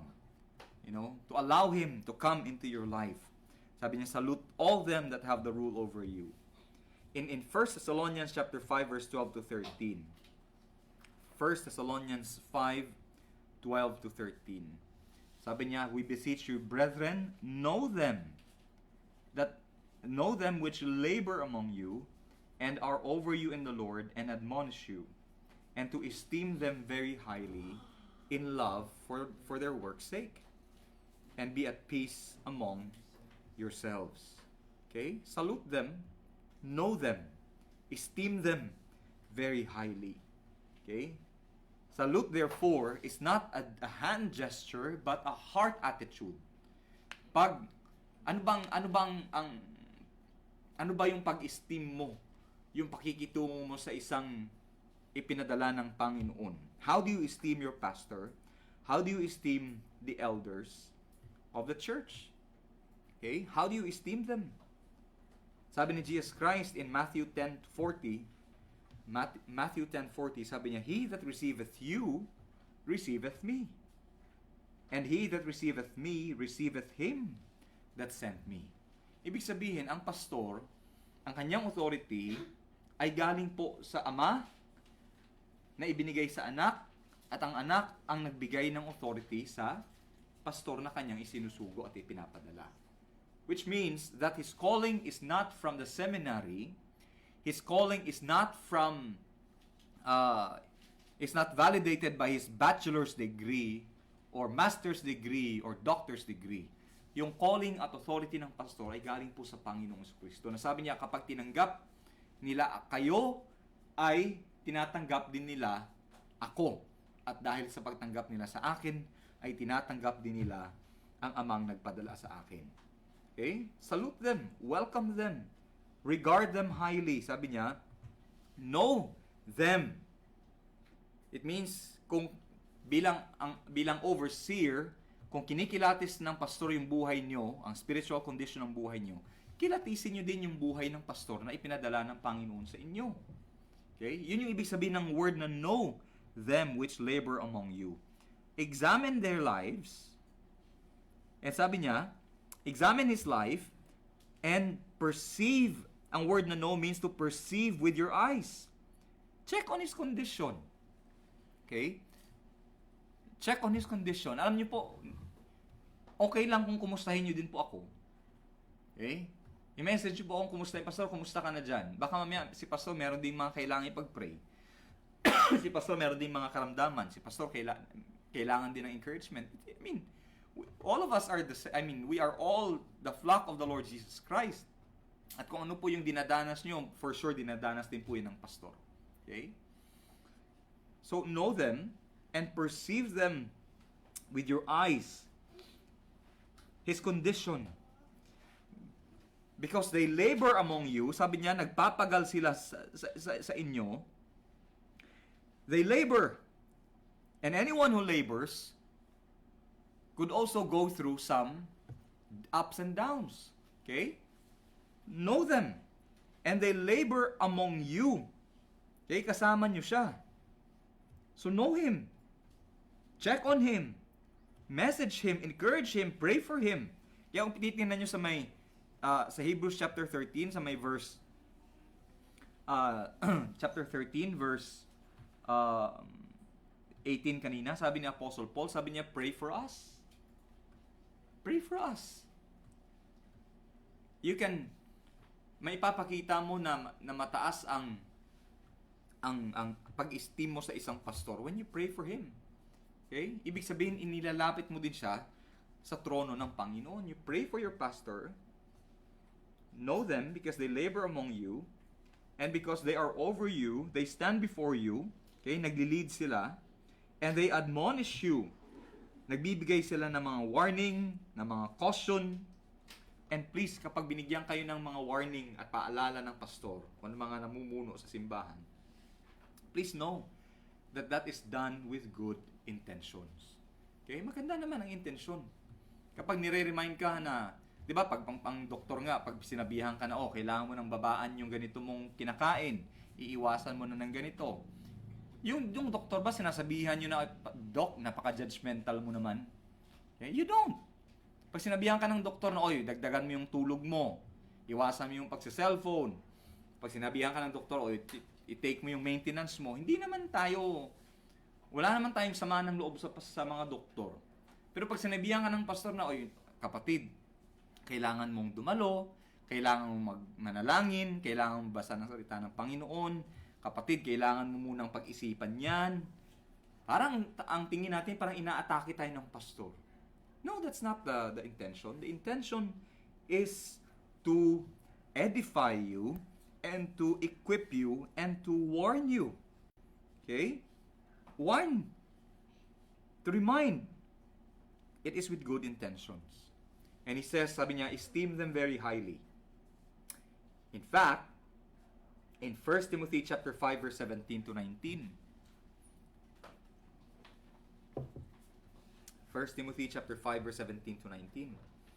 Sabi ni Paul kay Timothy, sabi niya, let the elders that rule well be counted worthy of double honor, especially they who labor in the word and doctrine.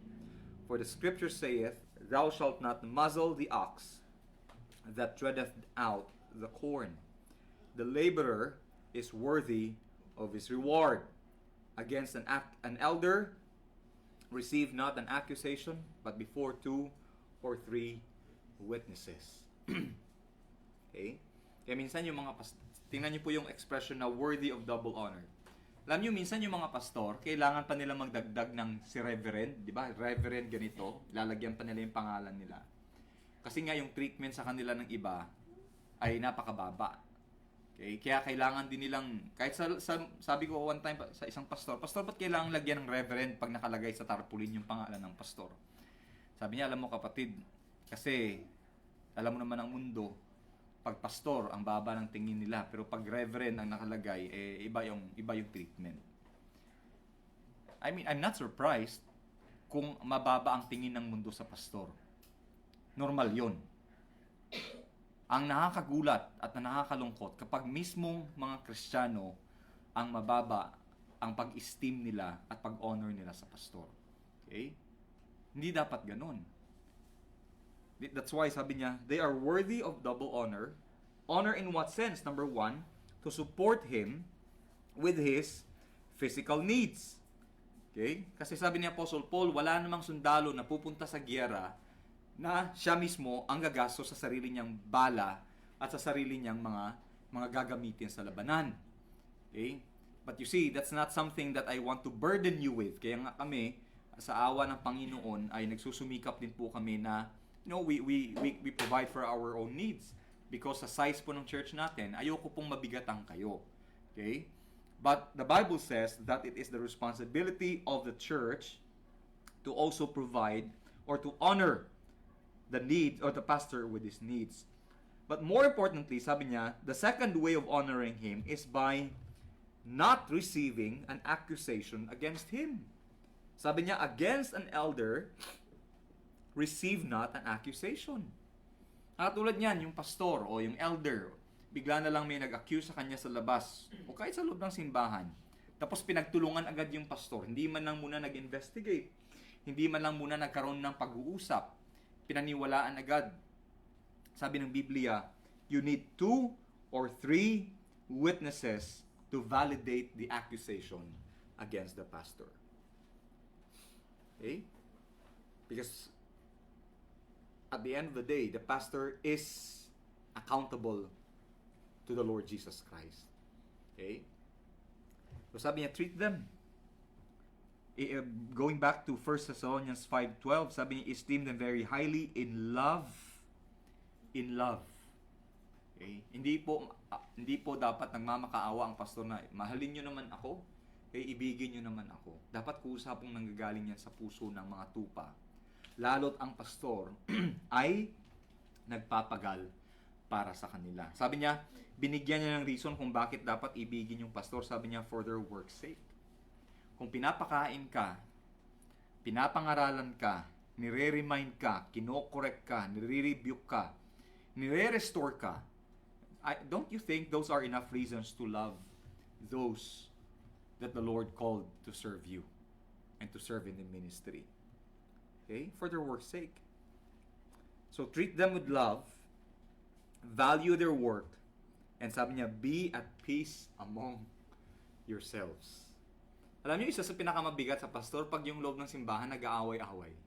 Kaya sa awa ng Diyos, kahit paano, naiiwasan pa natin yung ganyan. Pero makita mo sa ibang simbahan, talaga, pagpasok mo, ramdam mo agad yung bigat, yung pagkakahati ng simbahan. They worship God in the same place, but their hearts are just so full of hatred against each other. Okay? And the greatest and one way to honor the pastor and to show love for the pastor and to comfort him is to be at peace among yourselves. Okay? Again, hindi ko po ito pinipreach to serve myself, kasi kung napapansin nyo, inuna ko din nga po yung criteria at yung judgment ay yung criteria for judgment para doon sa pastor. But I also gave you exhortation on your role and your responsibilities in the church. To summarize, in closing, to challenge you, to the pastor, myself, and to those who might be called to be pastors later on, we have to lead by example. Dapat nakikita sa buhay. Lead with love, and lead with accountability before the chief shepherd. Okay? It should be by example, it should be out of love, and out of accountability to the Lord Jesus Christ. And to the flock, okay, sa mga tupa ng Panginoon. Remember those that rule over you. Remember your pastor for the words that they speak to you. Obey and submit and esteem and love your pastors that rule over you, for this is the will of the chief shepherd. Okay?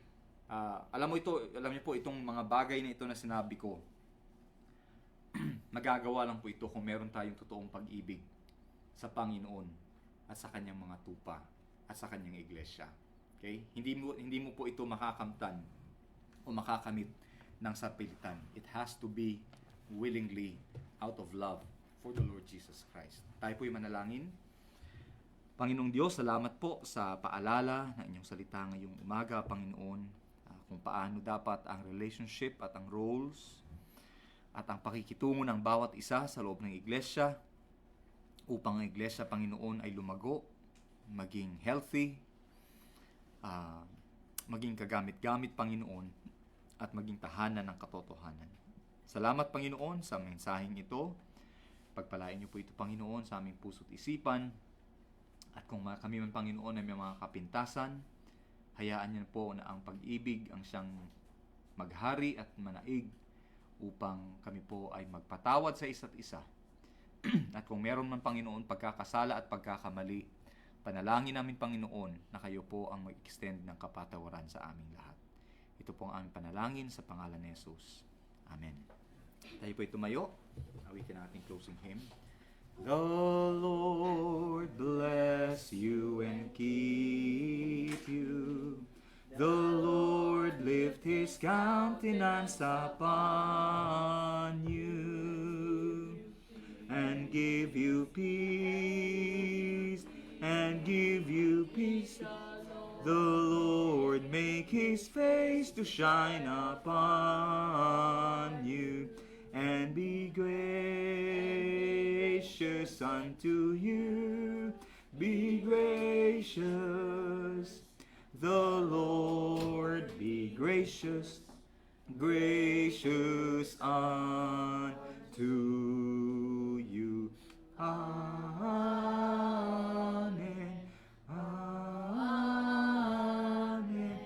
Amen. Amen.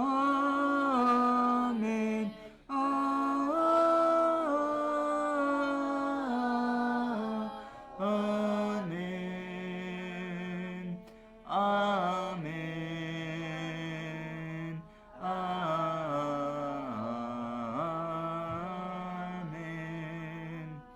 Amen.